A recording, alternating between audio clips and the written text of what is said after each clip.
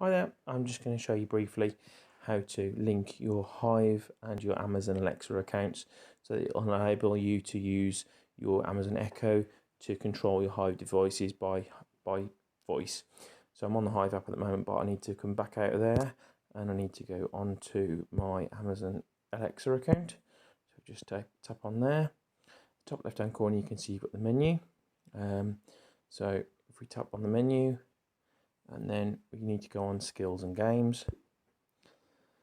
Once we're on here, we need to tap the search icon at the top right hand corner. If we type in their Hive, you can see that it's come up there. So if we just tap on that. Now at this stage, if you haven't already got it enabled, yours will say enable skill instead of disable skill. If you tap on that, it'll then load that onto your skills.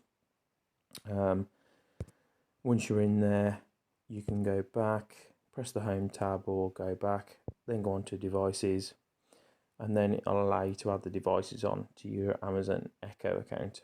If you tap the plus icon at the top right, it'll say add device. Just follow the instructions through whatever you need to. If you need to add like a light bulb on, just tap Hive and it'll actually discover it. Once it's there, you will find that if you go back to your devices, you'll find that the actual device is already in there now. So you can see here I've got my 4 lights that are available. So if I need to, I can just tap on there and it'll actually turn the lamp off if I need to.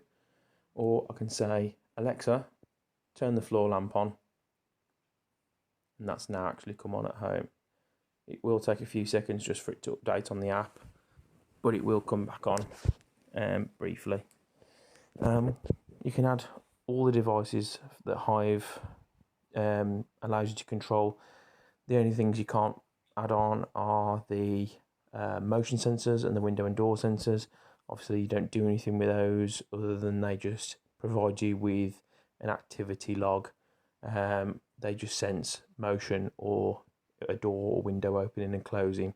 There's nothing you can control with those. But the light bulbs, the thermostat, plugs, anything like that you can control via your voice, via your Amazon Echo devices. So that's how you do it if you want to. Thanks for watching.